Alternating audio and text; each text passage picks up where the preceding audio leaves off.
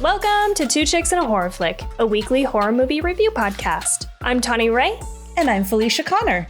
Subscribe to get new episodes every Wednesday. We dive into trivia, drink a little whiskey, and of course, give our no BS opinions.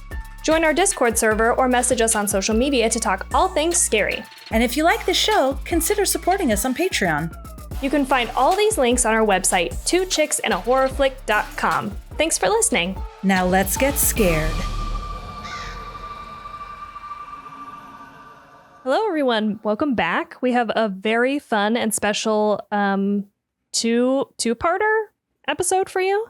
So the title of this episode will be Beetlejuice, Beetlejuice, Beetlejuice. I love it. Because we are going to talk about the original and we're going to talk about the new one. Yes. Beetlejuice, Beetlejuice. So we're going to start with the first one, though. So we're going to kick it off with the first OG. But before we get into everything and all of that, Felicia, what are you drinking? I'm drinking water. In my now my Stanley with its orange, I feel so Halloweeny and harvesty with my hell yeah. With your orange but Stanley. That's it. Just a big jug of water. I have one of the non-alcoholic White Claws. Oh yeah. But I also have like a little Halloweeny koozie. It says no tricks, just drinks. I love that. So that's fun. Oh, you leveled up. That's good. Well, I have an orange Stanley. No, that counts. We're both orange. Yes, we're both orange. Yeah. And we're both matching. We're wearing the same shirt. Yeah, we're both wearing the same shirt, and we did not plan this. We did not. It's great. Okay, so yeah, tell me other updates. What's been going on? What have you been watching, reading, doing? Okay, so I've been keeping up the momentum, and I've been writing every day. So nice. I'm proud about that. I've been working real hard, lots of projects, a number of like quick turnaround projects. But I told Tony, I was like, oh, I cannot wait to share what I've been watching. There's a couple of things that I want to share. So I watched The Watchers. And oh yeah, how was that? I thought it was rewind. I thought it was a really cool idea. I feel like they laid this thing out and I was so curious about it. And then they rushed to wrap it up at the end. And I hope she never hears this, but I'm wondering if Dakota Fanning peaked with War of the Worlds. Because I know that she was supposed to be playing this character that was kind of like maybe traumatized, so didn't really care anymore. It just was kind of almost giving up. But it was just this steady, monotone thing throughout the whole thing. And I was just very disappointed. And Dakota, if you did hear this, I think you're great. That's just how I feel about that. Something we really enjoyed, though, was Chimp Crazy on Max. Oh, yeah. What the fuck is this? Okay. I saw you post about it and I was like, I've never heard of this. I have no idea what it is. So did you see, I think it was called The Lion King or the one about the guy that had all the lions. Tiger King? Tiger, okay. The Lion King. He had no... That's a different movie. Okay, yes, not the Elton John soundtrack. Yes, okay, Tiger. He had tigers. That's right. The Tiger King. So the people that made the Tiger King made this, and it's about chimps. This though, gosh, this was it was disturbing. Yeah. It was really sad too about these chimps. And you even feel like this woman that owns this chimp and the whole story behind her. And she's massively eccentric. And you think like, oh my gosh, it's a little crazy. But honestly, I'm not giving anything away, but at the end, I felt bad for her. And I think the filmmakers did too. I think She wasn't like that Tiger King guy who was like he would like hit the animals and stuff. He was like really abusive to those animals. She wasn't like that. I think she really felt like she was giving this chimp his best life and he only knew her whole life and she loved him. I think she really did believe that. And it was just crazy. And I think mainly, because the chimps are so cute when they're little, and they're like little humans. So you think about how obsessed people are with their pets and how obsessed people are with their kids, then merge those two things together, because these chimps are almost like human-like, but then they get to an age where they just will rip your face off. They're super strong. So they had many stories like that about, people getting their faces ripped off. Where'd you watch this? On Max. Oh, fuck. I just canceled Max, but I want to watch this. I liked it. We liked it a lot. It was very interesting. So I highly recommend it, guys. Okay.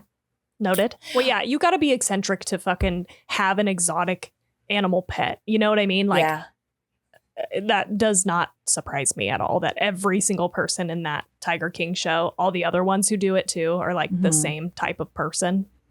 Steve was telling me that there are more, I think it was lions. It's either lions or tigers. I think lions in personal ownership than there are out in the wild. Nobody. And this is my opinion. No one should own a tiger, a lion, a giraffe, a hippo. Like, so you don't need any of this, and you shouldn't own a chimp. And I know I'm not saying that you're bad for, I get you love the chimp. I get this little monkey pet. Like, we love it when we bond with our pets. This is the ultimate bonding, because it's like a human child monkey pet. I don't know how to explain it. So it's like next level. And I get that. But that when they're older, you have to keep them locked up, because they be killing people. Yeah, and then, it made me so sad, because then, like, after they kill the people, they kind of look at their owner like, what happened? Yeah. They don't, it was totally, they had the story that inspired the Nope monkey. Okay. Yeah. The one. Yeah. The big one. Yeah. Yeah. Well, there was a couple big ones. Oh, okay. That they talk about.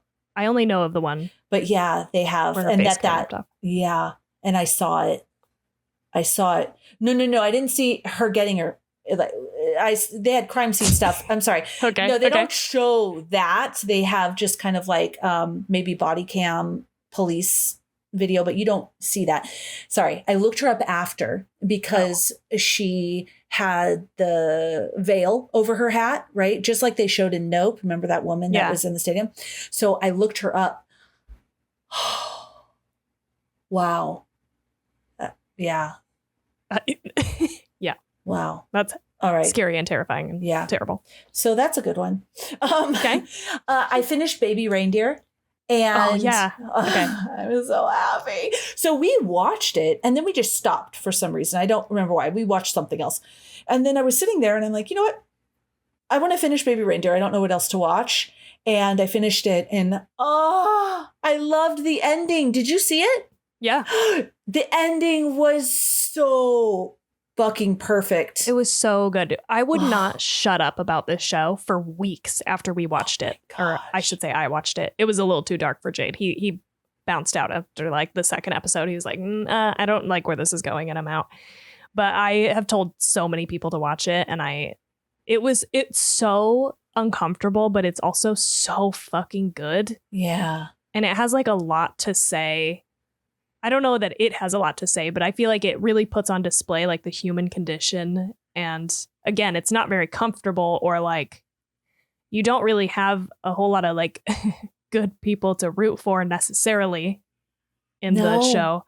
But that's like what makes it feel so real. And it's just great. Yeah.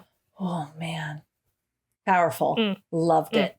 Okay. The last thing I'll say, I watched this last night. I think it's a really important, beautiful watch. And it was called Will and Harper. And it's about Will Ferrell, his lifelong friend from Saturday Night Live, transitioned and is a transgender female. And they go on a cross-country trip together. And this is Will first, like, seeing Harper after all of these years and learning what it's like to be Harper, and really they're navigating their friendship. And are they still friends?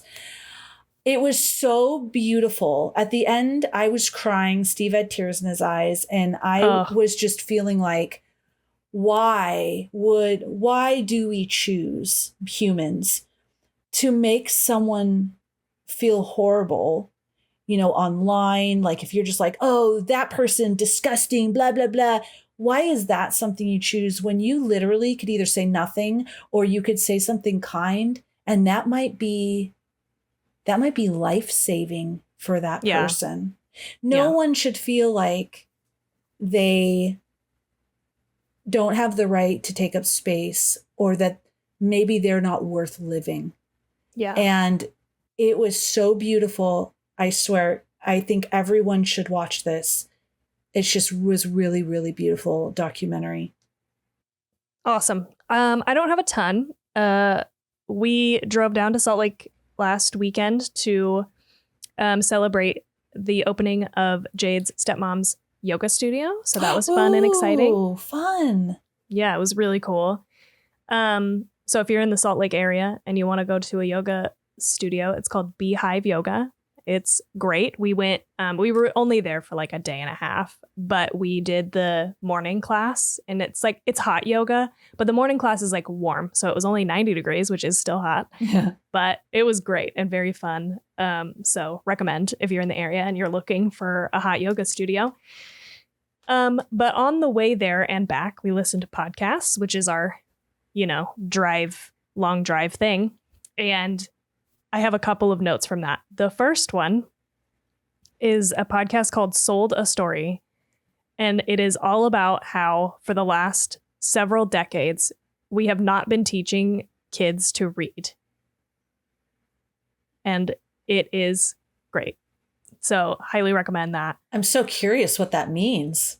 It basically is that you teach kids to read through a different method than phonics.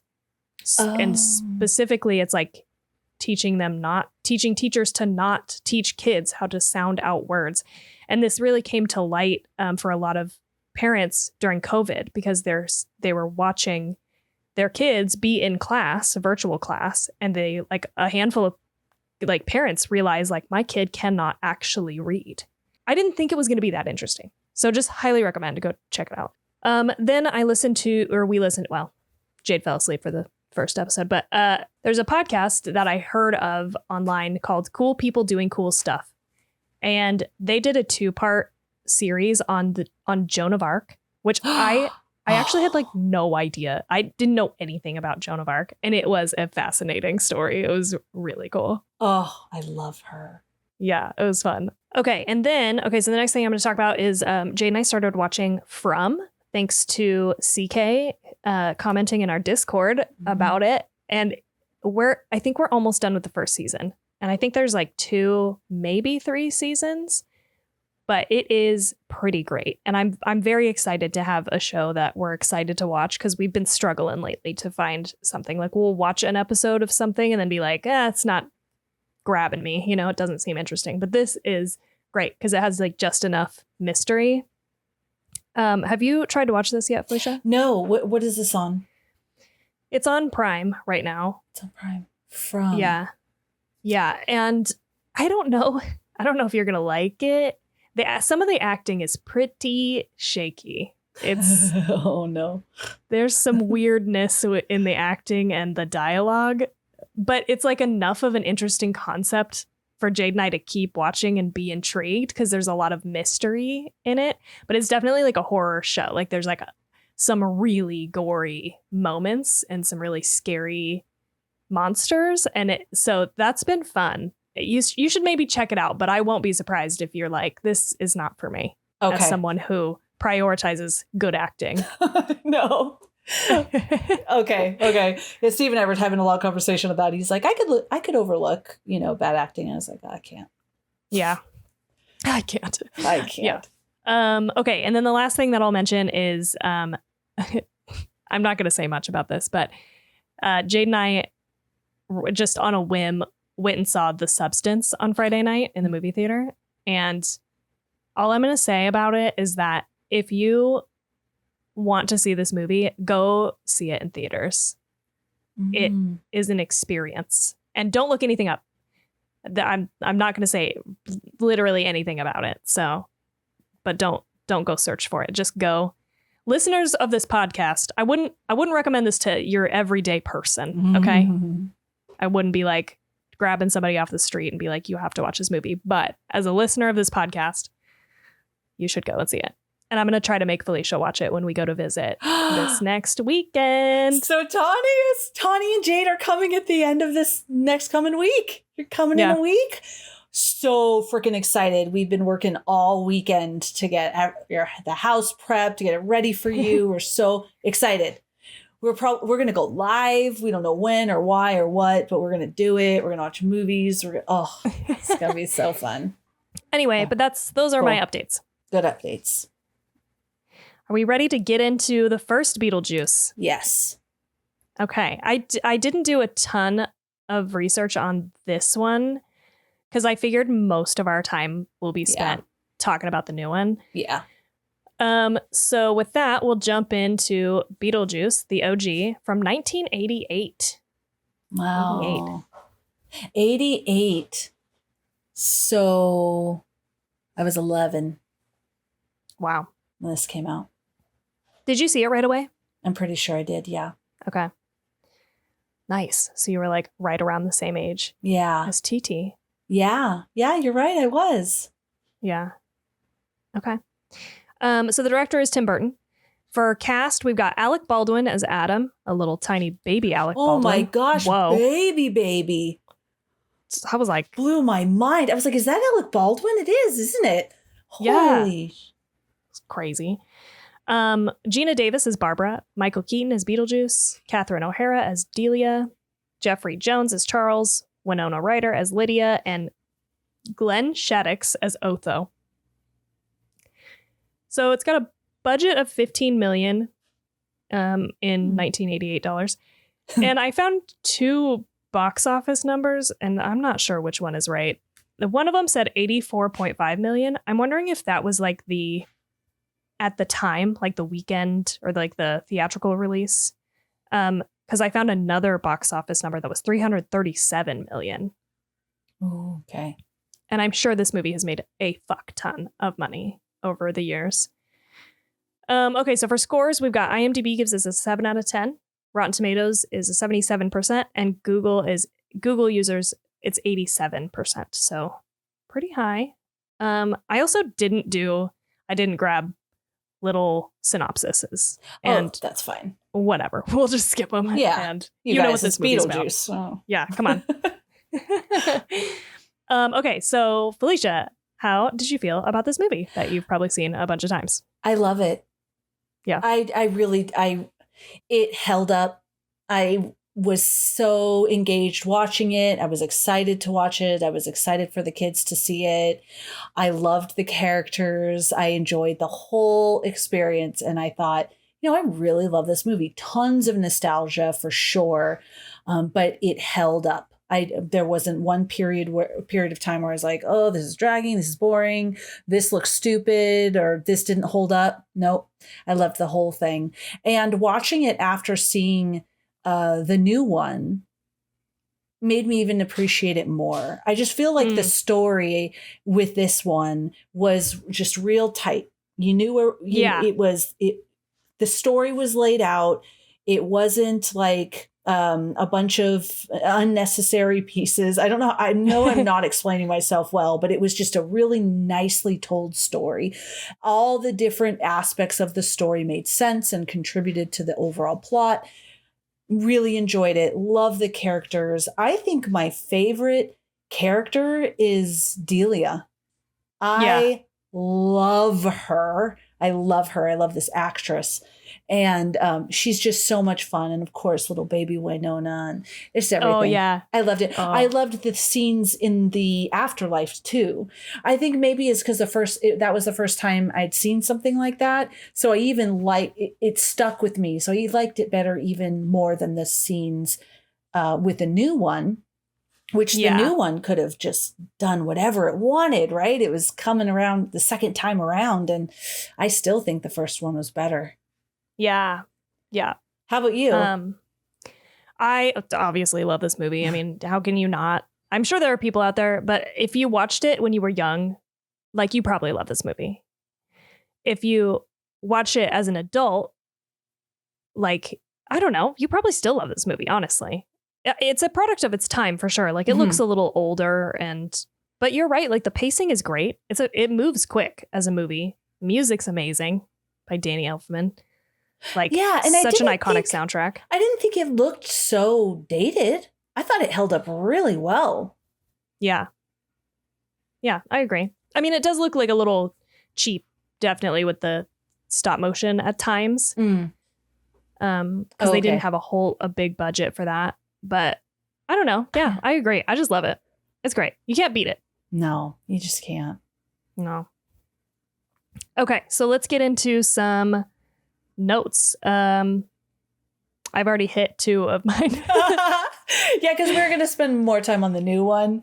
Yeah. But I can say I loved it. I remembered almost every single part, and I was like waiting for it. I was waiting for the split woman on the sofa who was cut in half, waiting for the sprinkle of the shrinking of the head, all the different pieces of the Beetlejuice, the whorehouse in the set, just everything that they're the coach, with the woman that was their counselor, not a counselor, like social service worker, their service worker, her caseworker, and they had all of the football players, just everything. I loved it all. I remember when she got home and she did that dance, when she's floating in the air. I just remembered all of it and was so excited for the kids to watch it. I can't even just pick one thing. I liked it all.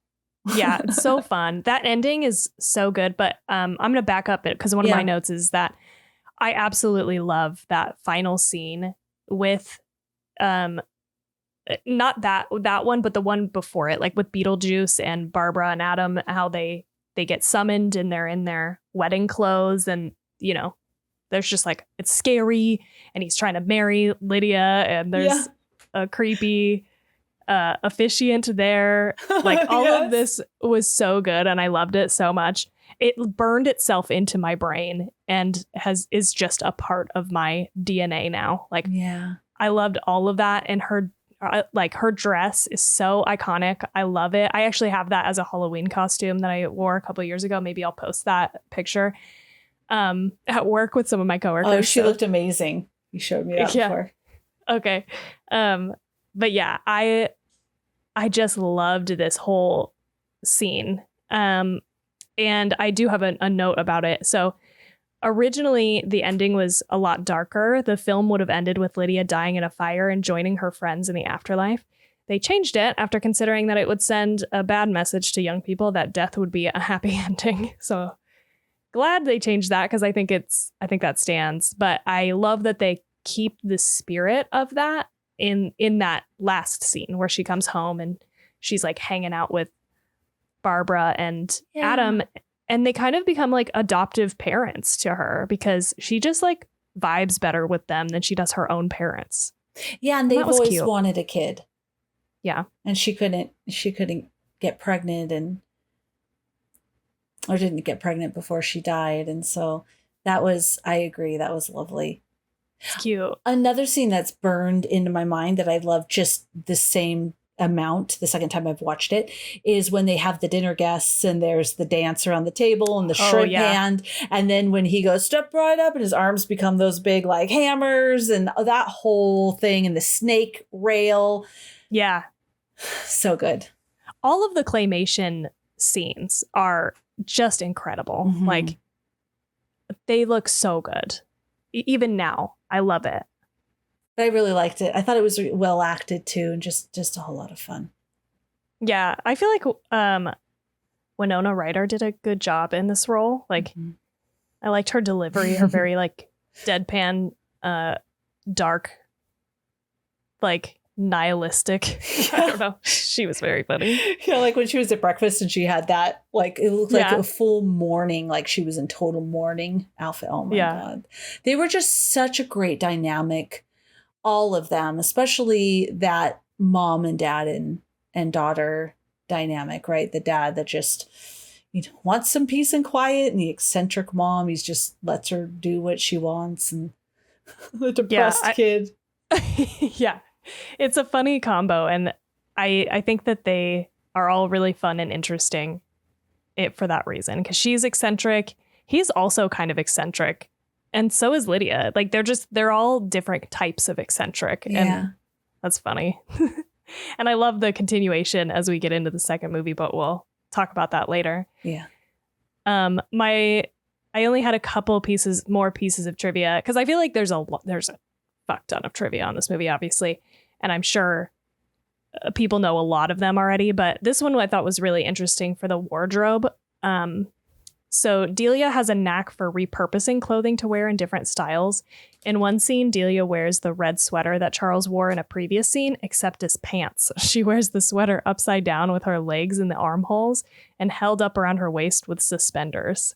And I want to go back and look at this. I haven't gotten a chance yet. Oh, me too. I didn't notice this. Oh, it's so funny. And then during the Dietz's first dinner at the new house, Delia is seen with an elaborate decorative black hairband wrapped around her head. And it looks like feathers, but it's actually a pair of intertwined women's gloves. Yes, I know exactly what you're talking about, because I thought those looked like gloves. Yeah. The second watch, I'm like, she has gloves on her head? Yes. Yeah. Yes, she does. She's so fantastic. I love her. And we'll talk about it. I loved her in the second one too. Yeah. They did they did want to do a sequel like right afterwards called Beetlejuice Goes Hawaiian, but Tim Burton lost interest and went on to direct Batman instead, which is good, and I think we're all happy for that. We're very grateful for that. Yeah. I think they even approached Kevin Smith to direct, and he was like, we already got all of what we needed out of the first one. Why must he be in the tropics now? Yeah. Why do we have to go tropical with this? I'm so glad they didn't do that. That sounds like a terrible idea. Yeah. Terrible. No, that's not it. Okay. I actually have hit all my notes. Yeah. Do you have anything sorry, else? everyone. I just liked it. And I had the same experience, and it was fun. And yeah, that's it. Did everyone in your family enjoy it? Yes. Well, our oldest is up at college, so she did not get to go with us to the movie theater or see the Beetlejuice with us. And then my middle daughter, she was not happy with me. We were all going to watch the original together. We went to the movie theater, and then we were going to watch the original together. And I was waiting for a week for them to watch this movie. And so then I'm like, you know what? I'm just going to watch it with Steve. And then Teetee came in and watched it with me, but my middle daughter was not home. So when she got home and we were watching it, she was not happy. So I'm going to watch it again with her if she will let me. But yeah. You've lost your chance, Mom. I know. I think I've lost my chance. Okay. Cool. And we'll hear more about that in a little bit. Yeah. Did we even mention the special guest? We didn't. Oh my gosh, we didn't even mention it. So I'm just going to say, we have a special guest coming, and we're thinking of doing this every so often. So stay tuned. Yeah. Yeah. Stay tuned. Okay, so I think then we'll just move on to rating this one. Oh, shoot. All right. I'm just going to go for it, because I'm trying to think of what would I even compare this to. And so immediately what I thought was Gremlins, because it has the nostalgia aspect and it also has the fun. And I did that a 3.5. So I am going to rate this movie a 3.89. Oh, okay. And I think that's what I gave Little Evil, which is totally different, but it's funny. Yeah. Like it's a comedy. And of course, like I mentioned, nostalgia. Yeah, Little Evil I gave a 3.89 as well. I mean, I honestly don't even know, because it's so different than anything we've watched. So I just got to go rogue. And I really enjoyed it. It was fun. Is it a 3.89? I don't know. I think that tracks. But I feel like that tracks. Right? Okay. Yeah. Thank you. That's what I'm doing then. Yeah. Okay. So I'll also give my score, and I'll because I'm really close. I think I'm going to give it a 4. Oh, we scored the exact same we did. Little Evil. Okay. Sorry. Go. Little Evil. Yeah. Because I think I liked it on that same level. And I was looking at my other 4s and I was looking at things like 4.25 and 4.5. And I don't know that I liked it. I don't know that it's as good as those movies, I guess, to me. Like, yeah. I obviously love this movie. There's so much nostalgia about it. It's so great in so many ways, but it's also not like, I don't know. There's like, it's not like a super poignant movie. You know what I mean? Like, I don't know. Yes. It's just fun and funny and has moments of, you know, some grotesque, like kind of scary stuff. And it's great. But that's why I'm not going higher, and why I think you're probably not going higher either, is like, it's not especially scary. It's not, I don't know. Yeah, I have especially deep. Yeah, I have nostalgia to it, but not like, I don't have like Beetlejuice stuff everywhere. Yeah. Like I saw a woman that had the sand snake tattooed to her, going all the way up her calf as though it was going in and out of her calf. Okay, so I enjoyed it. I have great memories of it. I think I would watch it again. It's super fun, and you know, that's that. Yeah. Okay. Yeah, I agree. Okay. I'm not obsessed. I'm not like obsessed with Beetlejuice. I like it. I like the art direction and all of that. But yeah, I'm not one of those like same like merch, all kinds of Beetlejuice shit. No. I have like none. Yeah, me either. Not that I wouldn't. I mean, if there was something especially cool, I think I might be down with that. It had to be really cool. You know, we were at the synagogue today, and they have like a little shop, a Judica shop, and with a bunch of different stuff you could buy. And there were these two these two candle holders, and it was like white, black. And as we walked by, I was like, look, they have Beetlejuice Shabbat candle holders. And Teetee was like, I want them. And I'm like, if we looked closer, it has nothing to do with Beetlejuice, but that's what it reminded me of. Yeah. But I mean, yeah, it's the vibe. Yeah. Black and white totally. strips. Yeah. I don't know if something would have to be really, really cool. You know, I mean, I am excited. Teetee wants to be Beetlejuice for Halloween, and that'll be fun makeup for me to do on her. Yeah, totally. Right. Okay, so are we ready? We're ready to move on. Beetlejuice, are we ready to summon him? So they are going to, yes. Sorry. Yes. Let's summon him. I was thinking they're probably going to make a third movie called Beetlejuice, right? I mean, I would be surprised if they didn't. Yeah, me too. But they better fucking do it quick, because Michael Keaton is getting old, dude. Like, he wasn't too bad though, because he was such a grimy. Yeah, I really struggled to hear him. I don't know. The delivery of the lines was rough to me, and I was like, what is going on? The only thing I could figure was it's age. Like, he's just not able to, like, I don't know. Project in the same way. I don't know. Okay. I was struggling on that, but okay. So we're getting into Beetlejuice, and that came out this year, 2024. It's 30 something years, right? 90s, thousands. Yeah, 88, right? 88 to now. Yeah. I don't know. Why do I always put myself in a position to try to do mental math? I don't know. She's always trying to make us remember, everybody, we're not good at mental math. That's not our shit. Okay. I don't know why you keep doing this. 2024 minus 1988. 36 years. 36 years. Okay. 36 years for a sequel is a long fucking time to wait. But I am kind of glad that they did that. And especially just because the Hawaiian thing. So right. I'm very glad.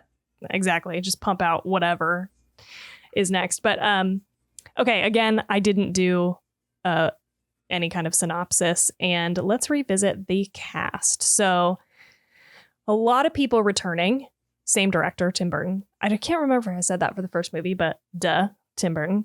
Okay, so we have Michael Keaton back as Beetlejuice, Winona Ryder back as Lydia Dietz, Catherine O'Hara back as Delia Dietz.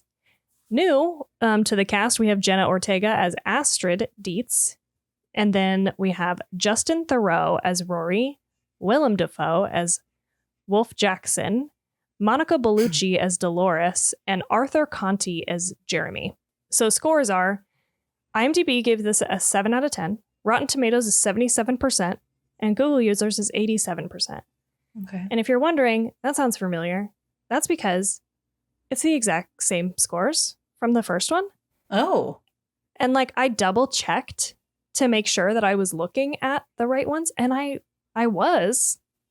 So I don't know. Maybe something's messed up on Google, or maybe they truly have the same score. I don't know. But I thought that was very weird. Yeah, is it just because the nostalgia factor? They just felt the same way about it. They were just happy another Beetlejuice came out and Maybe. happy to see all of the similarities, returning cast. I mean, come on, guys, let's be real. Let's be real. Be a little critical. Come on. Be for real right now. Yeah. I'm gonna double check that. Not right now because I'm bad at Googling while I'm talking, but I'll check it later and make sure that it was right. But so for budget, we have like 100 million. Box office, 337 million. Wow, now I got myself really fucked up because I also said 337 on the first one. Don't listen to me. I don't know. Okay. Also, again, did not do a synopsis, so we'll just hop right into it. Felicia, what did you think about this sequel, Beetlejuice Beetlejuice? Okay. I had a lot of fun with it. It was a fun experience. It was fun. The first one was way better, in my opinion.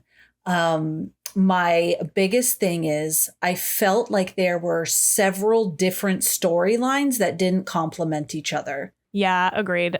I feel the exact same way. It was fun and it was fine. And I have to give credit where credit is due. I think it could have sucked 1,000 times worse as a sequel. Like as a sequel, I do feel like the spirit of like the vibe of the movie comes through. Yeah. From the original. I love that, there's a lot of consistency in the cast and the music and all of that. I think where we get to the second movie is logical conclusion, like Lydia becoming like a host of a ghost TV show. Yes, like I love that. Yeah. I thought that was good. There was a lot that went well, and then there was a lot that went wrong, I feel like.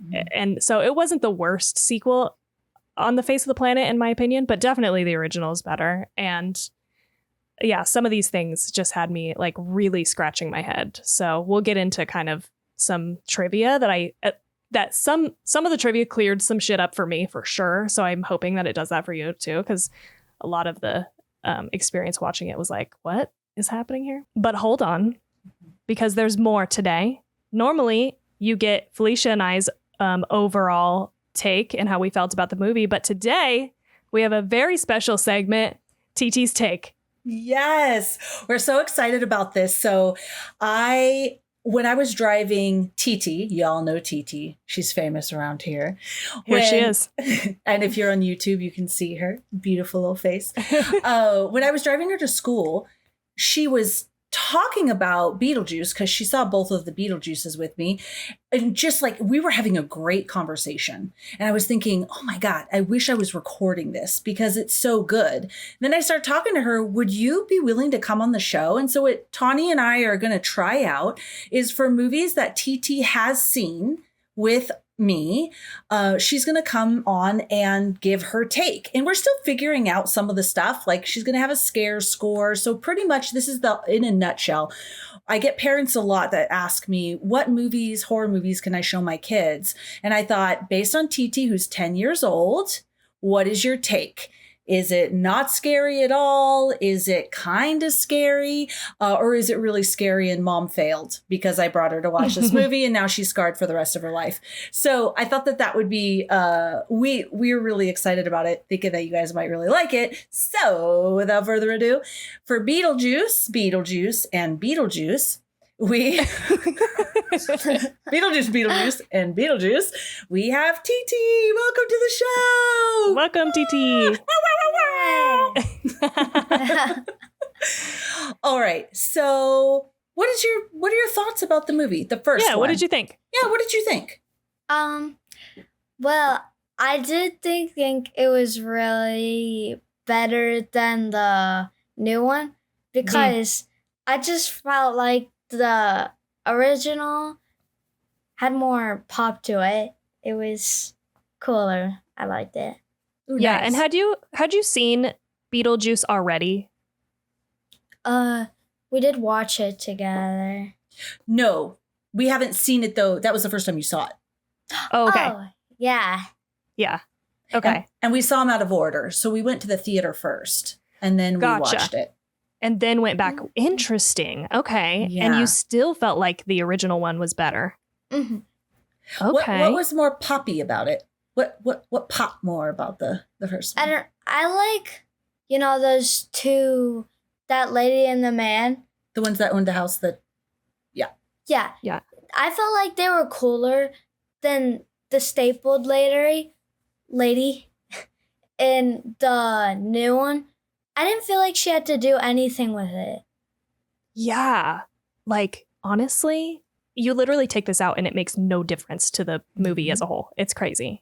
Yeah, that's what I was thinking. And I asked them when we left the movie theater, what did you think? And that was immediately what she said. And I was like, I totally agree. Yeah. There was just so many storylines all at once. But yeah. Okay. Yeah.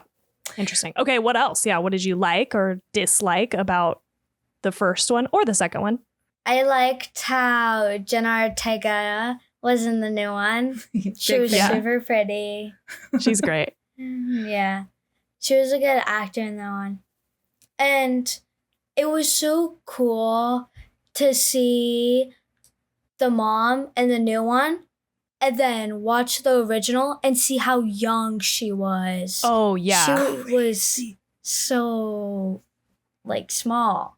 Yeah. So like little baby Winona. Yeah, I totally forgot how young she was in the first one. She was totally baby. Yeah. That I'm so intrigued by you watching them in reverse order. And I could see how that would be really cool because you get the end first and then you're like, what happened before this? Yeah, and there were times in the movie theater where I was like, a lot of us adults in the theater were like, oh, like when she was in the red dress. Oh, yes. And her and her sister didn't really know why people were reacting. I'm like, that dress is in the first one, or I would hint at things or when they were out in the desert and I'm like, ooh, the sandworm. And she'd look at me like, what? And then she'd see the sandworm. The sandworm was pretty cool. I liked how it was striped and stuff. Yeah. For this first one, what do you think? And I know we're still working on a scare score, but even if you say what do you think kids can watch this? Do you think it's too scary? It's scary AF, kind of scary, not scary at all.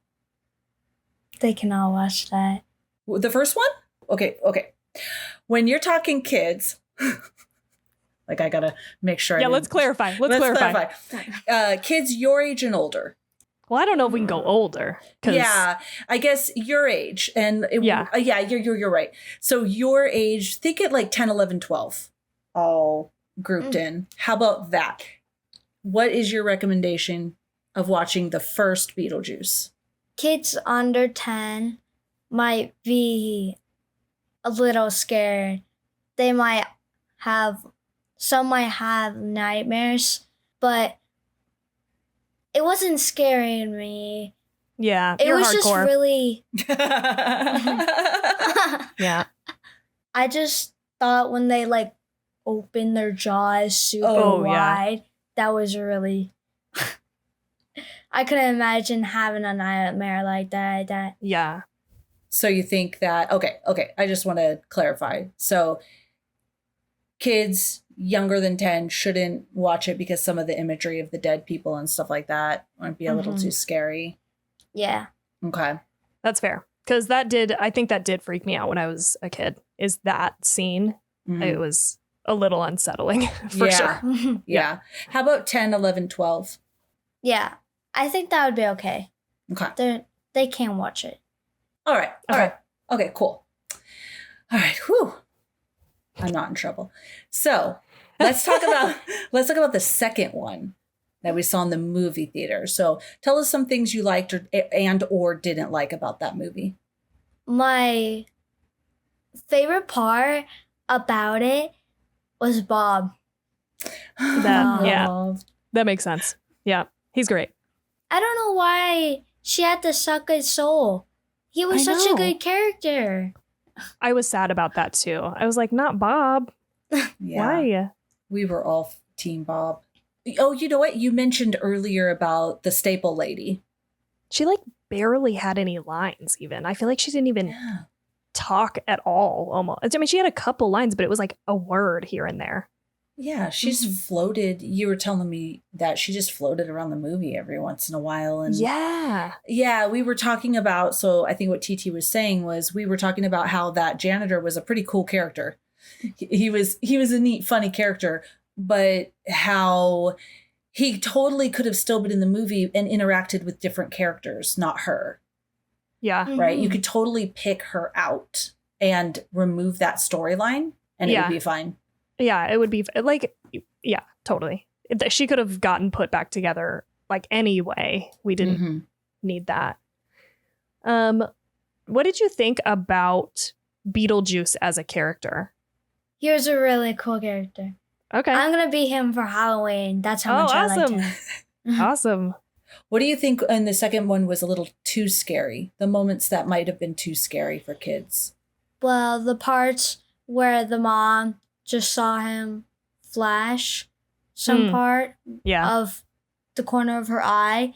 Like when she looked over when she was talking to her daughter, Jenna. She just looked over and saw him. It was kind of like a little jump scare, but it didn't scare me. But that might scare some kids. Yeah, totally. What else? The way he looks is kind of raggedy. Yeah, that's true. Yeah. It does look a little raggedy. And how she just gives birth to the same baby at the end of the movie. Yeah, I forgot about that, actually. That was crazy. So weird. Yeah, Hated that. I think when I'd asked, do you think kids can watch this? She was like, no, because of that baby scene. Oh my God. That's fair. How he literally just was nibbling on the mom's ankle when she called Beetlejuice. It was gross. That was disgusting. Did you think it was funny though? Like the new one? Yes. I thought it was funny. I feel like they did a more comedic job in the second one than in the first one. I feel like the comedy in the first one's a little bit more subtle. Yeah. Or like a little bit more dark or something. I agree. Yeah. So, and what was your favorite character? Beetlejuice? Anyone else? Oh, Jenna Ortega, sorry, is your favorite character. Favorite. Bob. Bob, yes. Oh, yeah, you're right. Bob, top tier. Yeah. Bob. Then Jenna Ortega. And then maybe Beetlejuice. Top 3. We loved that mom. The mom was really good. Yeah. Jenna Ortega, she was a really good character. She got a little snappy a couple times though. So she's not on my 3rd tier list. Okay. My first one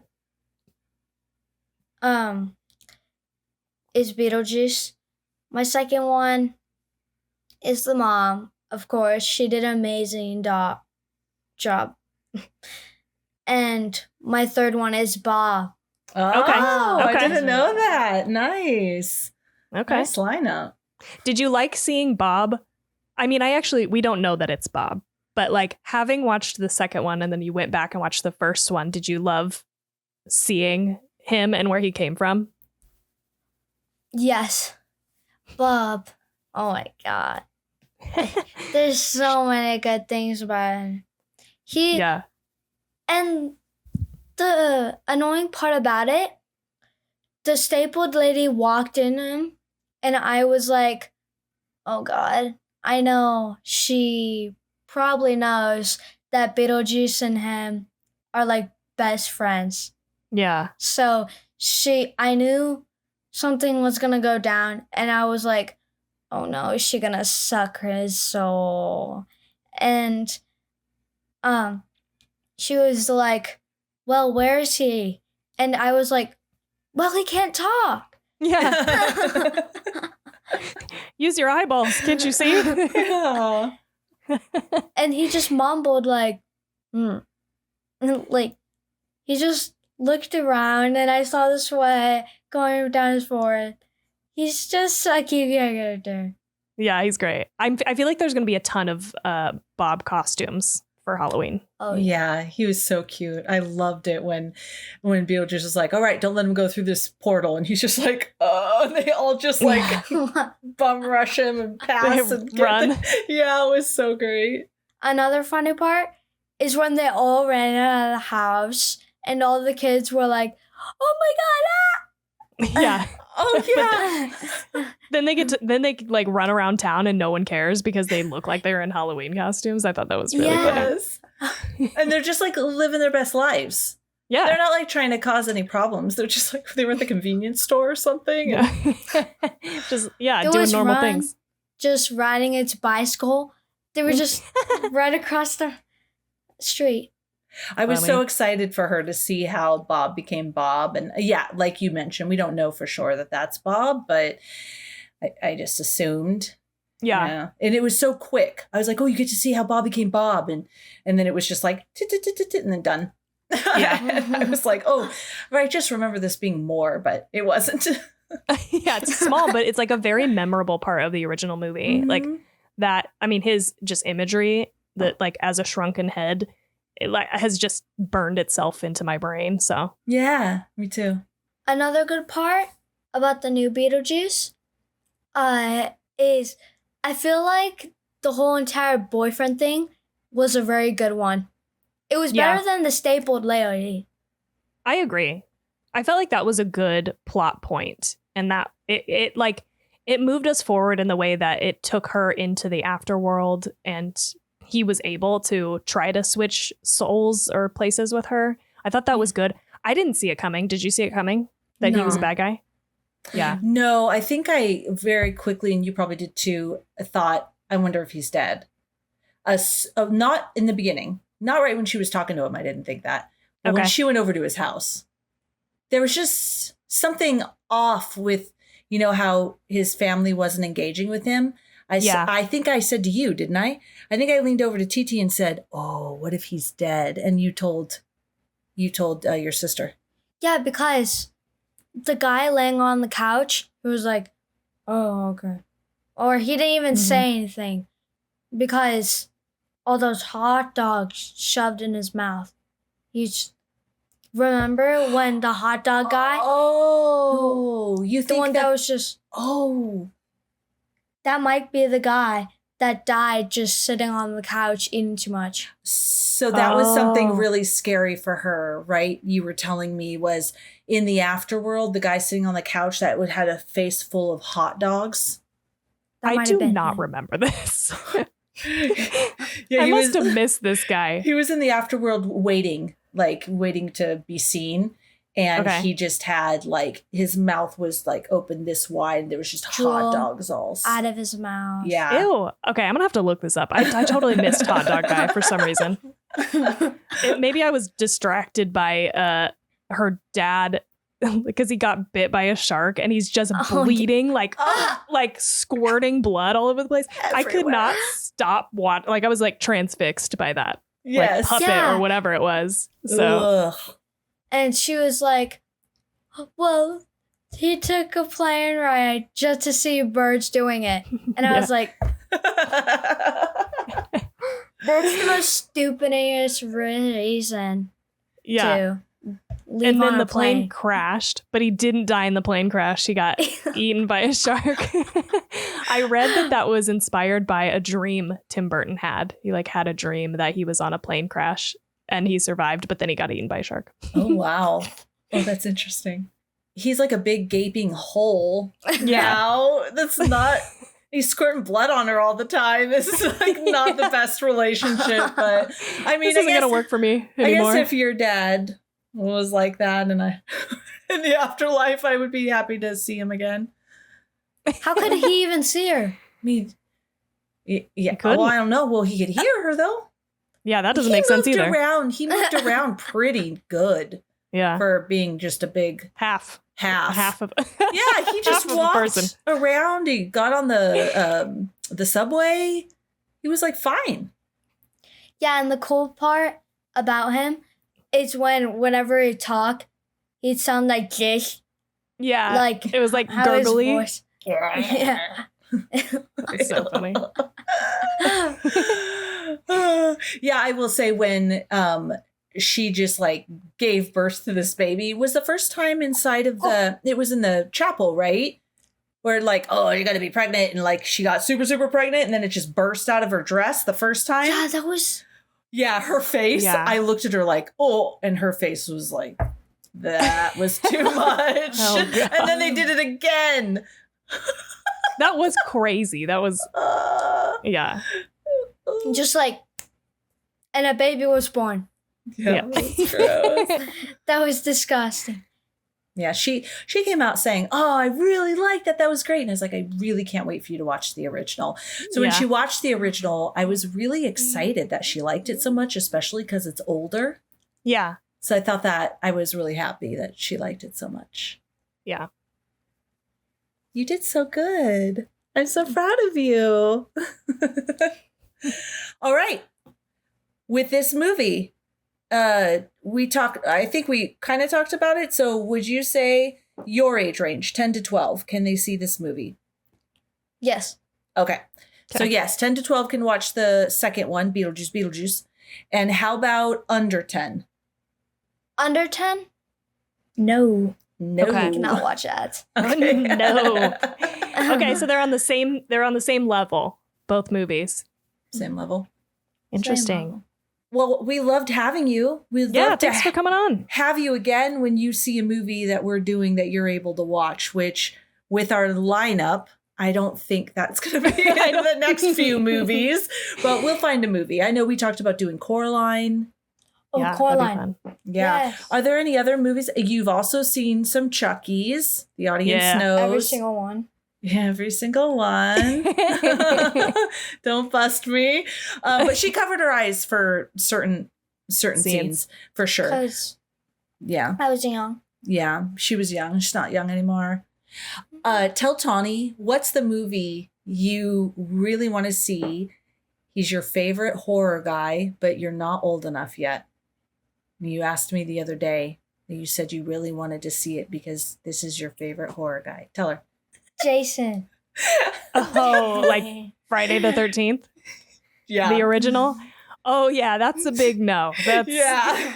She's like, Jason is my favorite, and I really, really want to watch Friday the 13th, Mom. And I said, that's one I know is a no. Not right now. That's an NC-17. That's you got to that's become a older teen. All right. awesome. Thanks for coming on. Thanks for coming on, baby girl. It was lovely to have you. And you go have fun and dance, and we'll have you on again. Oh, that was so much fun. We hope that you guys like that too. She was really, really excited. I cannot get this kid to do much. No, I can. She's a really good kid, but she just wants to be like dancing in her room is her thing right now. And I'll be like, Yeah. hey, you want to go to the store with me? I'll get you a candy. No, she just wants to do her thing. But I went into her room and I was like, hey, do you still want to do this Teetee's take? She dropped everything and rushed in here and was just like ready.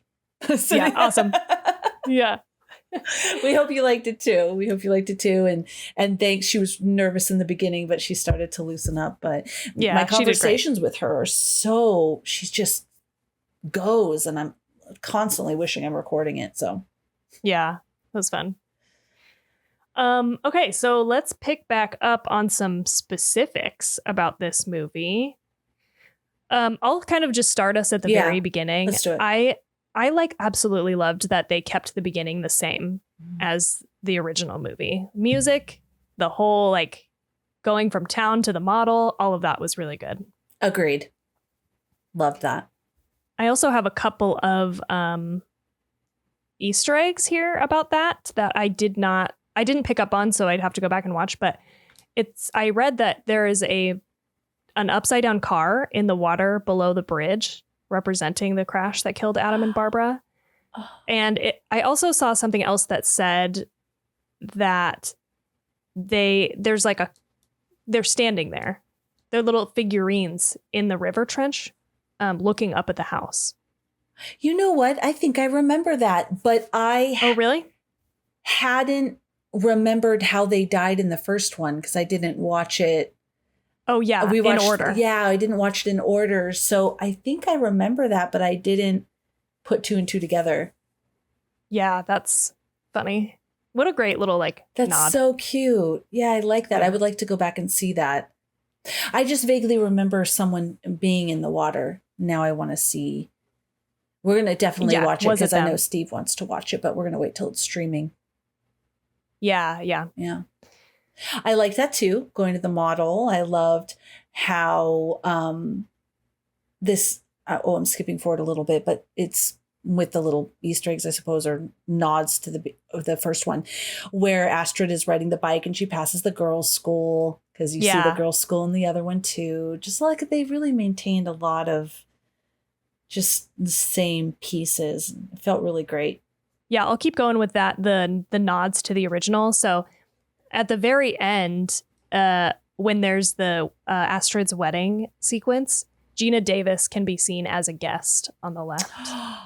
Shut up. That's fun. Definitely didn't pick up on that one. Did not pick up on that at all.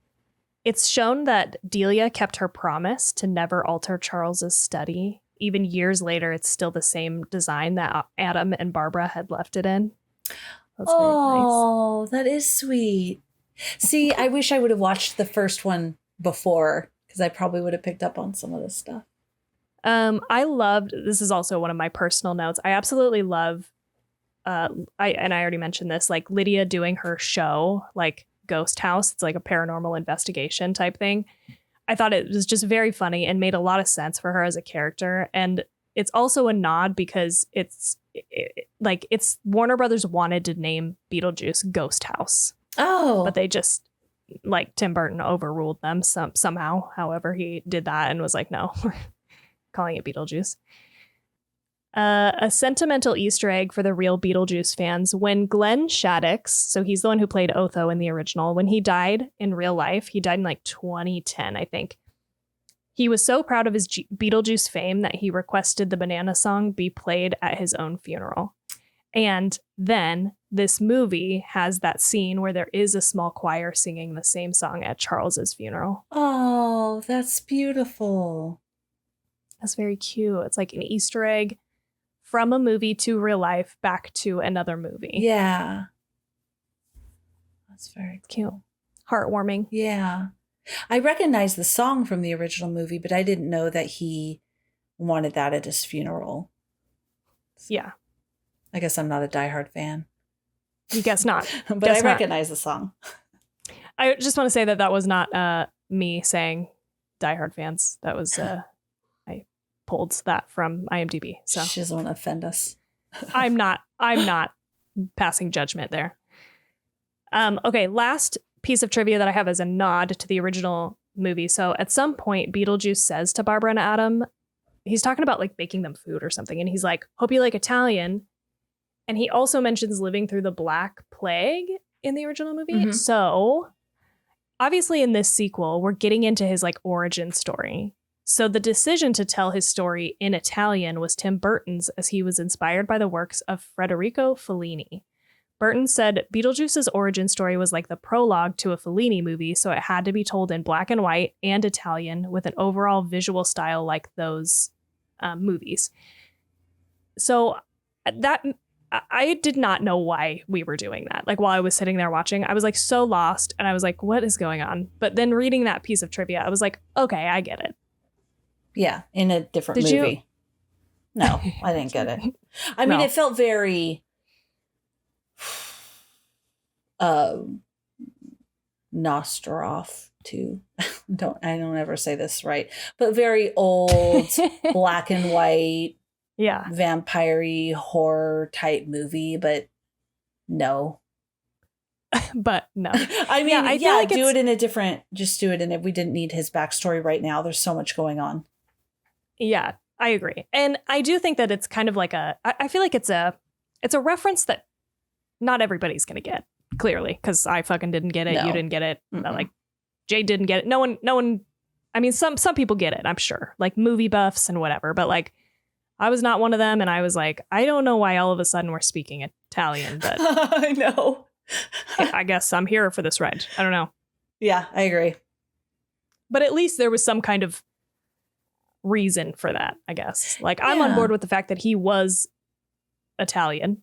And so he's speaking Italian, I guess. I don't know. I guess. I'm giving it a lot of grace. But I feel like here. his character didn't even fit in that whole scene with that woman and stuff. I just give that storyline more time.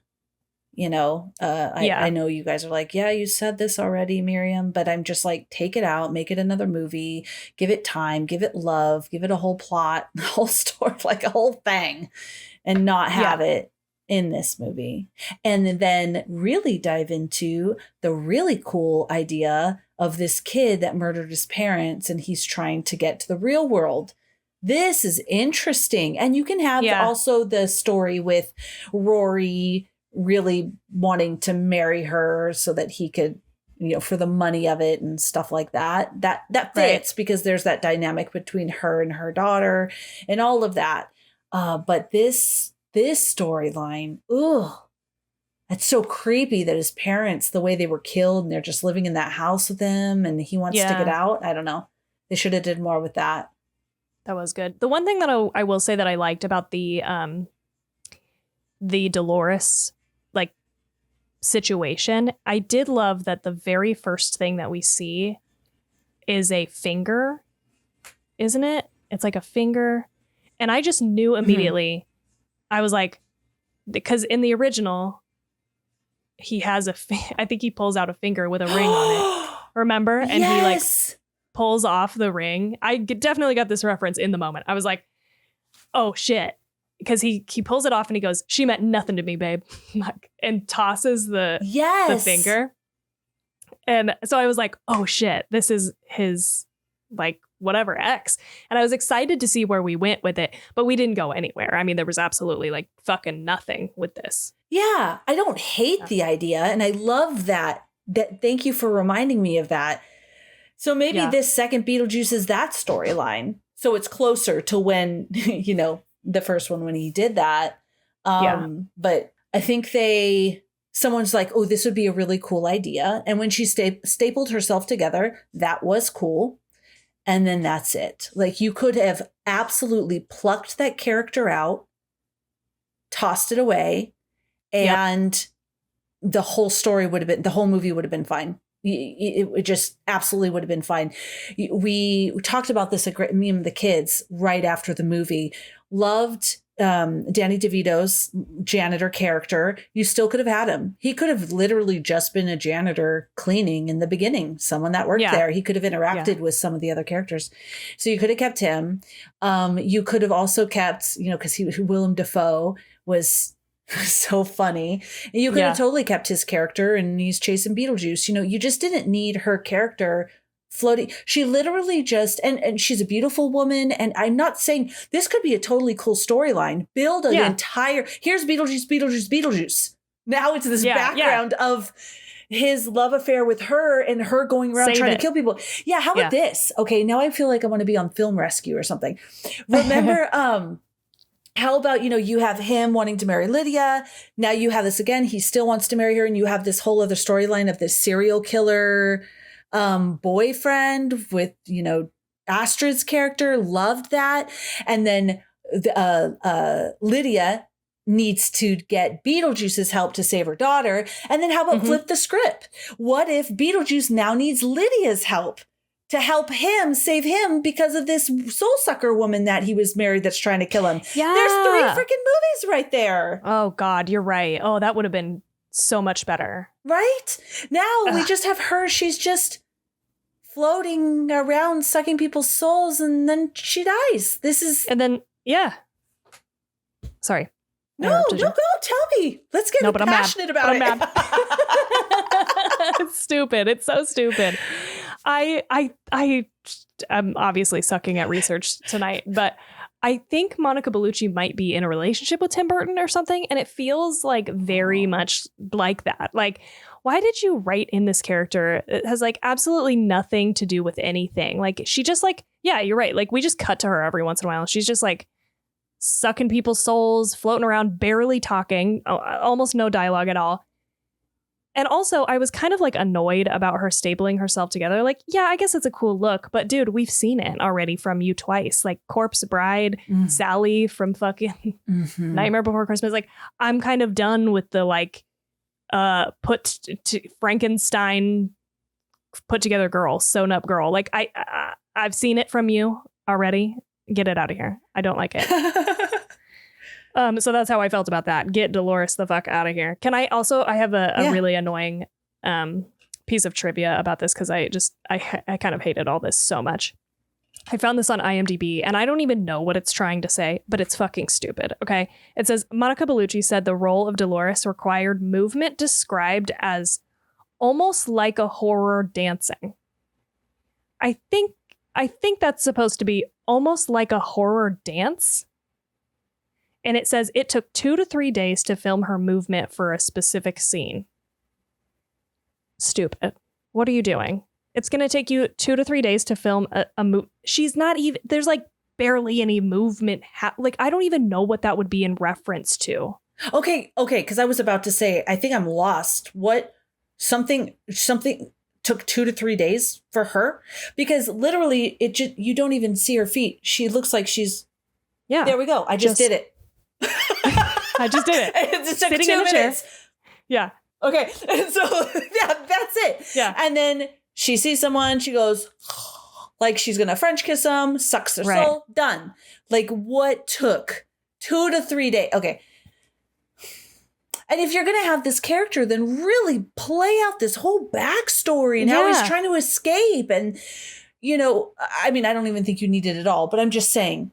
This felt totally just plugged in, unnecessary, not happy with it. It was boring. Yeah, I agree. But back to where you were going with the boy. I love that too. I really was like 100% in on that subplot. I felt like it was great. We were getting a teen romance. I was totally on board. This guy had me snowed. I was like, yeah, perfect. I didn't even see the twist coming that he was dead or a ghost until they started floating. Like that was they got me so hard that it wasn't until then that I was like, oh, he's dead. Yeah. I think it was just what you all heard Teetee say. So she picked up on it too. That moment, it was a weird interaction, not necessarily the mom, because he said something and she said something to him. She was busy, but I thought it was weird. I definitely thought it was weird. They weren't showing her face. There was this, she's just doing something in the corner of the kitchen and it was odd. And then when the dad was like, and this looked odd too, I leaned over to Teetee and I was like, what if he's dead and she can see dead people? Yeah. And she went, oh, and then she told her sister, it was like a little telephone train down the movie line. So yeah, but it didn't ruin it for me. I liked it. I liked it. Yeah. I took it that all at face value. I was just like, oh, they're busy. Like, they don't care about... There's so many hints. Looking back now, there's so many hints. Like, he doesn't leave. He has the fucking recently deceased handbook. Fucking duh. But I did think that it was Barbara and Adams that he got at like a yard sale or something in town. And then you don't see his parents. Also, the whole house is like decorated in 50s stuff. It's like older than modern times. And the house isn't decorated for Halloween like all the other ones. There's just like a lot of nuggets that you can see where this is going. But I just right over my head. I will tell you when he had that book, I thought he got it at a yard sale from that house. Yeah. So I was like, oh, that makes sense. That was I didn't catch that at all. Oh, they really got our ass on that one. Yeah. That was so impressive. And what a scary, creepy, fun story. And then Beetlejuice. I loved when he was like, you're too late. Ha ha ha. And this Beetlejuice is there and he's like, nah, bitch. And he's declined. That was so satisfying. I loved it. I did too. That was probably one of my favorite parts of the movie, actually. Yeah. Like, I loved this whole thing. And I love how he ends up being bad. I feel like the actor, this kid actor, was amazing. He did a really good job of being very convincingly sweet and innocent and nice, and then flipping that and being so like callous and terrible. I was like, God damn, this guy is doing such a good job of flipping like this. And then Beetlejuice, sends him down the chute. I was like, oh, hell yeah, we're about to like kick off. Like this is about to be crazy. And then it just kind of isn't. Yeah. Which is disappointing. I liked that they were able to find out what happened to the dad, and the dad ended up kind of helping in the end. Yeah, that was cute. Sweet. It was interesting too, though. I will say the weird, that weird relationship between Lydia and the dad. Like he left and she was kind of like, it seemed like they just kind of fell out of love, and he left. They weren't sure what happened to him, right? And then they saw him and they assumed he died or something. And then they're just kind of like friends. I think it would have been, in my opinion, maybe because I'm a romantic, it would have been a cool idea if maybe she was closed off. She loved him so much, and they had a happy family, and she loved him so much. And then he went on this, whatever he did, went on expedition or something and never came back. They assume that he's dead, and that really hurt her. And then also being, of course, triggered because she could see dead people all the time, and maybe she didn't mourn productively, for lack of a better word, sorry you guys, with her daughter, and so now they have a rift, right? Then when she saw him, maybe there was like that joy of seeing him again, and him being okay. I mean, he has fish hanging off of him, but you know what I mean? And that little reunion being a little sweeter than just like, yeah, well, I don't love you anymore. I don't know. Am I making sense? Totally. No, I think you're totally right that it's like the interaction between him and Lydia was so weird, and like nothing. It was like almost nothing. It was like, okay. Yeah. Yep. Figured you were dead. Okay, thanks. Shake Bye. hands. Yeah. It was like very, very like, I don't know, like acquaintances or something. Like, why couldn't they have been in love? You didn't have a child together? Like, come on. Why couldn't they have been so happy to see each other and like reunite, and him be like, I'm fine and you guys take care of yourselves, and a few tears, and why why was it like this weird, we fell out of love and now we're just like buddies? I don't know. I know that happens. I know that happens all the time, but I'm just saying I like a little love. Right. I'm with you, but I also want that in the movie too. So I don't know, maybe we are both just romantics. Yeah, but it was weird.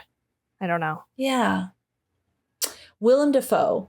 I thought this character was hilarious. How he was an actor and now he's playing like he's a detective. And I thought this was so funny. I really enjoyed him. I still think you could have had this character without the stapled lady, because Dolores. Yeah. Because he was chasing Beetlejuice. I liked it. But yeah. I think so.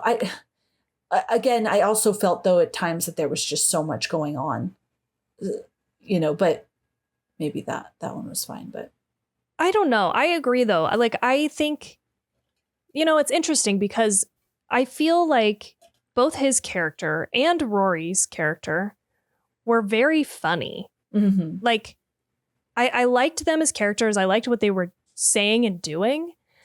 But I just feel like all of this was unnecessary. Those two characters and Dolores were like these extra plot lines, like you're saying, were thrown in. And they almost were like funnier than the other stuff going on. And I feel like that's kind of a miss. Because you have a lot of, I think there was a lot of gold that could have been mined with Delia, Lydia, and Astrid. Mm-hmm. Like, I don't know that we needed all of this other stuff. And I loved the teenage boy, like what was his name? Jeremy. I loved that plot. Like, just expand that and make that, like you were kind of saying too, like I would love for Beetlejuice to have help from Lydia, because in the end, we end up in the same spot as the first movie, kind of like it's a wedding between Beetlejuice and Lydia, and a sandworm comes up and eats the bad guys. Like, that's what happened in the first one, and it's what happened again. And I don't know. I just felt like there was so much that they could have done. Instead of bringing in these new characters, it's almost like they didn't trust the core of it enough to let that stand on its own. And I don't know. Maybe that's for good reason, but. Very well said. I absolutely agree. I also liked those two characters, but why does she need to be married? You're absolutely right. We have this whole thing like in a day, Lydia's getting married. We're prepping for this wedding. The mom is mourning the loss of her husband. There's the cop that's chasing Dolores and Beetlejuice. There's Beetlejuice running away from Dolores and trying to get with Lydia and trying to find Astrid to rescue her from the serial killer kid. And then and then the dad. Oh, here's the dad now. I'm here too in this, afterlife. Wow. Yeah. You're absolutely right. You could have completely removed Rory, even though he was a funny character. We don't need that. She could have her show, and then she had to go home because her dad died. Yeah. Done. Yeah. You have the dynamic of the three women, Lydia and her mom too, that have a rift, and then with Astrid and all of this. This is beautiful. I love the teen love story. So you have that aspect and the dad, and maybe Lydia's brokenhearted because she loved this man that she had a kid with, and make that more meaningful. And then you don't need any of the other stuff.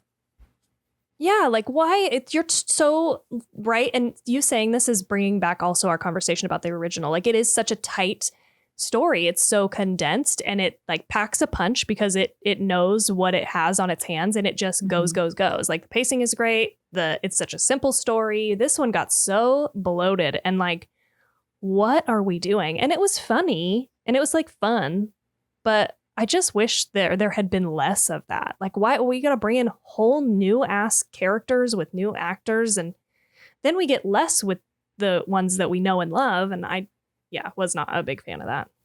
The only character I really want to stay, because I very much agree with Teetee, is Bob. We all left the movie loving Bob. This is one that I didn't love either, though. Oh, really? Like, you didn't? Yeah, So I think he's like a funny and interesting looking character, but I don't like that there was a lot of them. I don't know. Like, that was weird to me. And it feels very like, I don't know. It feels like they are trying to really capitalize on like merch or like, like kind of like toy sales or something. Like there was something that felt very minion-y about it to me that I'm like, oh yeah, why did we like go all in on this? I love that character from the original, and I would have loved to see him come back. But why now are there clones of this? Like that doesn't make sense. He got his head shrunk because he was like a poacher or something. I think in the original, like big game hunter or something, and gets like cursed to have a small head. So why would there be so many of them? I don't know. I just had a weird problem with this for that reason. So Tawny, I agree with you. We liked Bob. Yeah. So Bob. I don't know that they needed, you're absolutely right. I didn't even really think about that. All of these other characters, just liked him specifically and how he became like close friends with Beetlejuice, was like his right-hand man. Yeah. And the moments with Bob were so endearing and cute and funny, like when everybody rushed past him and he didn't even try to stop him, or if he just looks nervous, there's just something about him that's very endearing. But you're right, in that office space where Beetlejuice had I don't know what they were doing, working for him, doing something, you could have had just a bunch of different type of dead people and had Bob be like the supervisor or something. I don't know. Yes, I agree with that. We didn't need so many. I actually wondered that too. I was like, the one guy in the original who shrunk the head of Beetlejuice, right? Because Beetlejuice switched numbers with him, which cracked me up. That still cracks me up to this day, where he's like takes number 2 and throws this long ass number, thinking he's not gonna notice. That cracked me up. So he shrinks his head.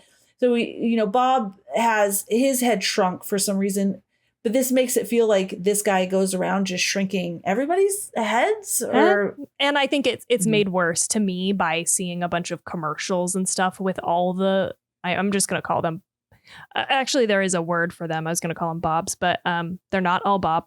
But I did read in the trivia that they call them shrinkers, which I'm like, I don't know. There's something about this that feels very like commodification of it. Like they've been, I've seen like Carfax commercial with them all in it and some other thing. And I'm just like, yeah, that's weird. You know what? Because even that, what Teetee was talking about, you and Teetee, when they ran out of the portal and were in the town. Yeah. It's so funny how, I mean, it's funny how they were all in the convenience store, but totally not needed. It literally didn't go anywhere else. Nothing happened. Did they even get back into the portal? Yeah, you're right. We don't even know.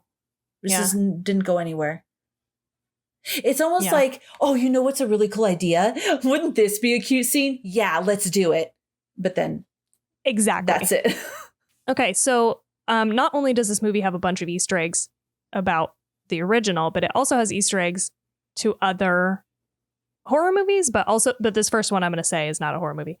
So one of the exhibits in Delia's canceled show is a video of her surrounded by crows. This could be a nod to Moira in Schitt's Creek, who made her comeback in a film called The Crows Have Eyes 3, The Crowaning. Oh my God, I love that. I love that. I know, I had forgotten about that whole thing, but I love her character. I do feel like she's similar to Moira, kind of. Yeah. Yes, but I feel like it's close enough to the original Delia that it's great. I'm she fine with looked it. great. Yeah, like definitely. She's so beautiful. And I don't know. She just looked great. Yeah, she's so fun. Yeah. She's so fun to watch. Okay, so the music at the end montage, it's called The Dream / The Nightmare, is featured in the ending montage of Carrie. Oh, gosh. I think only like die hard Carrie fans, like live and breathe Carrie, would remember that. Would know that, yeah. Okay, and then the last other Easter egg I have is in the waiting room, there's a burned man in a Santa Claus suit, and it could be a reference to Gremlins? Yes. Oh, I love it. I didn't even think about that. I just thought like, oh, Santa going down a chimney, that's funny, but yeah. Oh, yes. For those who may not remember, there's a part in that movie where Kate explains how her father died on Christmas Eve. It's a very dark and morbid moment in an otherwise kind of funny comedic movie. So weird. Yeah, check out our Gremlins episode. That is a scene that sticks with me for my whole life because it was so freaking weird how it just, now we're talking about this, then what? We're right back into the Gremlins. I was like, this is so, I remember thinking that when I was a kid. Whiplash. Oh man, that's fun. Yeah. Yeah, that hot dog guy, it's so hard being a parent that loves horror movies because I always just keep saying, like, I think dinosaurs tearing people apart is pretty scary, but that never, ever, ever scared Teetee. But that hot dog guy in you're going to have to look it up, in the afterlife scene, she went, she was like, oh my God, and like covered her eyes. Like she was really disturbed by that guy with the too many hot dogs. What the fuck? I'm going to have to look this up. I mean, he was very gross looking, but I thought like this big guy that was trying to eat too many hot dogs. Yeah, I don't know. Yeah. Yeah, that freaked her out real bad. But not like the shark bite. Yeah, like the shark bite is fucking crazy because these two, spraying blood everywhere. I was like, God, this is uncomfortable. Yeah, she was kind of okay with that. Like, I don't think, I thought she was like, oh, that's gross. But the hot dog guy, she was like, oh no. And the baby. Yeah, the baby was weird. Grossed her out. Yeah. And so then I thought, like, with the first one, when I do remember that as a kid with the pulling of the eyeballs and putting it on his fingers and stuff like that. But I guess I just thought with what kids see nowadays, like the visuals in movies now are so intense. I thought, oh, she's not going to be scared by that. And I don't know if that she was scared, but she definitely was like, oh my God, like she thought it was so gross. I was surprised by that because I thought maybe it would have not affected her based on stuff she's seen now. I get, that's hard because I do get how it's creepy because it's like one of those things where it's like it's a human rather than a dinosaur is like a fake. I mean, obviously they were real, but like they're not around right now. Those imaginary dinos. It's fake. It's totally made up. But they're not around. Yeah, you're not going to run into that. Yeah, she doesn't have to be afraid of dinosaurs in real life. But I don't know. Yeah. Something about the claymation just unsettles me and has always. Mm-hmm. And so I think something about that is scary to kids because it was scary to me. I don't know. Yeah. And guys, if you want to hear us talk about stop motion, go check out a podcast on Elm Street. We did an episode on that with them, and that haunts me. Those little claymations, that little claymation girl. Ugh. Yeah. That's all you need to know about that movie. Yes. God. And we liked it, but yeah. But if you've seen it, you know. Going back to the end song, I definitely felt like this at this point the movie was dragging for me. I was like, I feel tired. You've like introduced so many plot lines. Like and then that scene is just, it feels so long. I'm like, how long is this fucking song, dude? Like 5 minutes? Oh shit. Okay, I know what you're talking about. When they're all dancing, they're doing a thing around and they're singing. Yes. And they're floating. Okay. Yeah. So when this started, and it started with Astrid dancing, and I immediately thought of Wednesday. In the series, she does the dance. This has become a meme. Everyone is doing this Wednesday dance. Jenna Ortega dancing, and this is so great, is Wednesday. And I know I'm sounding like, no, I enjoyed it too. I thought it was great. Yeah. And she's doing it again. Yeah. That's what I thought. Like, why? She did a good job, like how she just started moving. But I immediately thought of Wednesday. And I'm like, are we just going to have Jenna Ortega do this in every movie now because she did every movie because she did a good job in Wednesday, but whatever. And then they all start singing. I'm like, okay, this is silly. And then, wow, they really went for it. And then it just keeps on going. I was like, I'm falling asleep here. Let's fucking keep it going. That's a really good point on Jenna Ortega and that thing. Something about this movie, it does feel a little bit like, I don't know. It just doesn't feel like it has the soul or something. I don't know. I know I'm not using the right words that I want to be using right now. Okay. I'm glad you're picking up what I'm putting down here. Maybe we're both on the same wavelength tonight. Yeah. Because I think a unique soul. Just like, well, and again, like with the shrinkers, like now we just have a bunch of shrunken head guys, I guess, because like whatever. And we're going to throw in a scene of Jenna Ortega doing dance because hopefully that'll go viral on TikTok again. It feels like, I want to say like a cash grab thing, but that's not really exactly what I'm trying to say. Because like, I mean, any movie, you're trying to make money and you should. Yes, because absolutely. you have to pay everyone. But you know what I'm saying? Like, why don't focus? It feels very like we weren't just trying to make a movie. We were trying to sell toys or go viral on TikTok. Yeah. Okay. That's what I've been trying to say. Just a bunch of, what about this idea? What about this idea? What about this idea? Oh, remember how people went, I could just picture this. Remember how people went crazy when Jenna Ortega did that dance in Wednesday? Let's do that in here. So this has nothing to do necessarily with the story. Let's figure out how we can have Jenna Ortega do that. And it turned into this scene.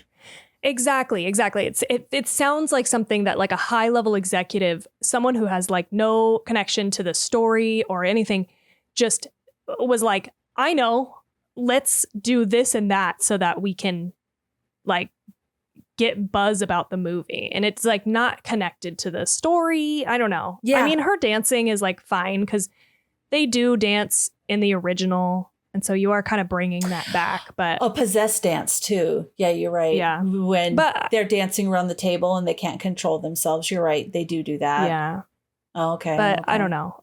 But I agree. Like, I didn't think about it with Wednesday, but for sure it feels a little bit more like we got to have her do this so that it can go viral again. Because right when she started dancing, I thought, oh, this is Wednesday. I've seen this. And I didn't even think about the original when they did the possessed dance. So that makes sense. Yeah. But I think that's why when Delia died, I don't mind that she dies and gets reconnected with her love. But I thought, now she's dead. This is now another storyline. We're almost at the end of the movie and now she's dead. So now we're going to have a whole nother thing going on and they don't even know. And then they run into her and then they find out she's dead at the wedding. Like this, I would rather, let's just cut that out. We don't need that. We see the guy with his head cut off. And that is a good fate for that actor's character. That's done. He goes on the soul train. Just go. And her, how about something with those three women in this family reconnecting over this experience in life. Yeah. Yeah. I would have way preferred that than now she's dead and running around. I mean, it was funny. Yeah. When she didn't understand where she was. But this is yet again, I already said it a million times, another storyline. Like, come on. Yeah, yeah. It's too much. Too much. Okay, so I just have a couple more general things. Michael Keaton said that making the sequel was more fun than the original, which is interesting. And I've also read that he hit the original is his favorite movie that he's done, probably before making this one. So that's cool. It seems like the people who made it really enjoyed their experience and wanted to come back because Winona, when she first met the creators of Stranger Things and signed on, she one of her stipulations was that if Beetlejuice 2 ever got off the ground, that they would have to let her take a break to go film it. That's cool. And I also think Tim Burton was like, I'm not doing this unless Michael Keaton comes back to play Beetlejuice. Yeah, but that was it. That was all I have for trivia. That's all I have. Yeah, me too. I got all my feelings out. Me too. I'm glad that we could bond over our dislike of all this fucking extemporaneous. Is that right? I liked that word, whatever that was. Temporaneous. That's extra not right. Temporaneous. Extraneous. I think that's what I was looking for. Extraneous. I don't know. All that extra stuff. I like the first one you used, but I don't know it. I don't remember. Extemporaneous, I think, is like on the spot. I think it's like... Oh, that's a word. Yeah. Oh, yeah, definitely. Look, we're having this moment of when we first met and used a tumnal, and I'm like, what? What? And so what is it? Extraneous? Extemporaneous. Extemporaneous. It's like on the spot. Like you're like... Yeah, because I think that's like a... It's a... I did forensics in high school, which is not CSI, but like debate forensics. Okay. And that was one of the things that you could compete in is like extemporaneous speech. So you would get a topic and you would have to just get up and make a speech on something that you did not prepare for. I mean, you would get a little bit of time to throw down some like bullet points or something, but yeah, but I mixed up that and extraneous. Extraneous? I don't know if I'm saying the right word. You guys know it's shit that didn't need to be there. Yeah, a bunch of extra stuff, and there's a word for it that's longer than the word extra. Yes. Yes, yeah, exactly. Jesus. Okay, well, clearly I'm losing my mind. So let's wrap it up by rating this bad boy. Let's do it. I might want you to go first because I'm between two scores and I'm not sure which one I want to use. Where you're going to go? Okay. I think I may change my mind based on yours too because this is a hard one to rate as well. I think I'm just going to land at like a 3. Like, okay. I again, I didn't absolutely hate it. It could have been way worse. Like they could have really messed this up in a lot of different ways. And so there was a lot that I think they did that worked. And there was a lot that just was extra. Like just fucking toss it out. Why are you doing this? So that was annoying and bad, but it was fun to watch. Like I wasn't mad the whole time or anything. It wasn't until I was like really thinking about it later. I was like, with Dolores specifically. I was like, get this fucking thing out of here. But yeah, I think that's where I'm at. Okay. It's a 3. I'm going to do the same. I was between a 3 and a 2.9 because I feel like after talking about it, I'm left feeling really irritated. Yeah. Yeah, me too. When I left the movie, I was in really good mood. I was telling the kids, did you like it? We all had fun. I said the one thing is, and talked about the Dolores situation, but then talking with you was like more and more started to get kind of irritated by it. But when I got home, I told Steve, I was like, it was really fun. I said the original's better, but this was a lot of fun. So I'm going to do a 3 too. I won't do my 2.9. Okay. Yeah, there's a lot of funny moments. I mean, it's got some real good stuff. Yeah, but I think just talking about it, just started to go down. Yeah, I think that's the thing is like at surface level, it's like a fine movie, but then you start to dig and ask some questions about it, and you're like, oh, okay, yeah, I don't know exactly. So just don't think about it too hard. Yeah, and it's fun. Yeah. Don't expect it to be better than the original, but it was a good addition. Right. Yeah. Okay. So that's it for Beetlejuice. And next time, I'm stealing your moment. I'm just doing this on the fly. We don't know, right? Because I'm going to try to make Felicia watch The Substance and force us to do that as our next episode. But I don't know if that's going to work out. So if we don't, I don't remember what our next one is. So I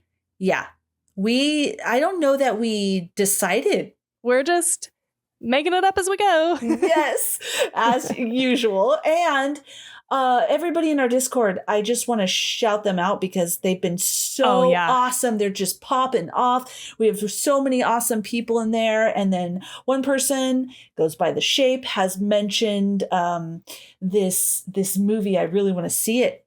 They keep telling me about it and putting it in the same vein as The Witch. And so I promised we would watch it. And I wish I had that ready, but it's on my list of movies. Somebody's daughter, the Black Coat's daughter. Something like this. The Black Coat's daughter. Yeah. So we just love it, guys. Over in the Discord channels, popping off. We love engaging with all of you. If you have seen Beetlejuice, or Beetlejuice. Share your favorite scenes, quotes, or theories on social media using the hashtag 2chicksandahorrorflick or 2chickshorrorflick. And while you're there, if you like us, give us a follow. And what else, Tawny?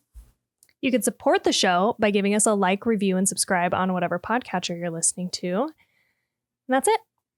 So we hope you have a good night and have no nightmares. I don't know. I didn't know what. I don't know. Oh, I don't know where I was going. You were just like, you paused. And I was like, oh, does she want me to say it? So I went to say it. Then you said it. And then you went, oh, no.